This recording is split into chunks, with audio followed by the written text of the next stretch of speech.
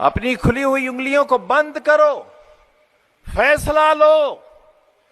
मैं जानता हूं और ऐलान करता हूं, तुम हिंदुस्तान के बादशाह नहीं बन सकते, लेकिन तुम्हारे बगैर भी हिंदुस्तान का कोई। आप मुझे मजबूर तो नहीं करेंगे? मैं आपसे ये कब कह रहा हूँ कलमा पढ़िए आप? मैंने आपसे कब कहा कि कुरान की आयतें पढ़ी जाएं यहाँ? ये लोकतंत्र का मंदिर है, ये संविधान का मंदिर है, जो चाहे कहे। अगर मैं कहूँ तो आप रोक नहीं सकते, और मैं न कहूँ तो आप मुझसे जबरदस्ती नहीं कर सकते। और अगर आप जबरदस्ती कर सकते हैं तो कहिए, आप कहिए कि जबरदस्ती कहना होगा। 47 में बंटवारे के वक्त हमें हक था पाकिस्तान जाने का, आपको नहीं था। हमें हक था, लेकिन हमारे अजदाद ने ये तय किया कि ये वतन हमारा है। हमारे अजदाद की कब्रें हैं यहाँ, हमारे बुजुर्गों के मज़ारात हैं यहाँ, जामा मस्जिद है दिल्ली की, ताजमहल है, किले हैं, हमारे बुजुर्गों की यादें हैं, और यही आज धरोहर है हमारे भारत की। वही लोग गद्दार हो गए, उन्हीं का नाम लेकर सड़कों पर मारा जाने लगा। हम अपनी मर्जी से रुके थे, हमें किसी ने जबरदस्ती नहीं रोका था। जो अपनी मर्जी से रुके उनके लिए आज ही सदन में ये कहा गया कि जो वंदे मातरम नहीं कहेगा उसे भारत में रहने का अधिकार नहीं तो है,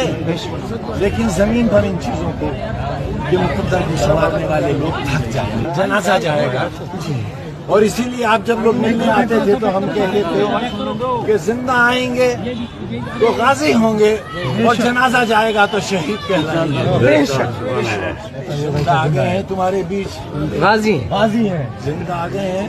हम आपके सामने जिंदा खड़े हैं, ये मोजज़ा सा है। बेशक हमें जहाँ रखा गया था वहाँ अंग्रेजों के जमाने में उन कोठरियों में उन लोगों को रखा जाता था, इन्हें अगले 2 दिन बाद फांसी दी जाती। बेशक हमारी गिनती ज्यादा, बेशक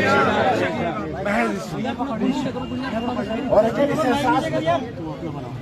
महसूस नहीं करोगे तो हमारे जैसे न जाने कितने लोग आएंगे और मायूस होकर चले जाएंगे, और तुम्हारी तकदीरों को कोई बनाने वाला मालिक तो है, लेकिन जमीन पर इन चीजों को ये मुकद्दर की संवारने वाले लोग थक जाएंगे।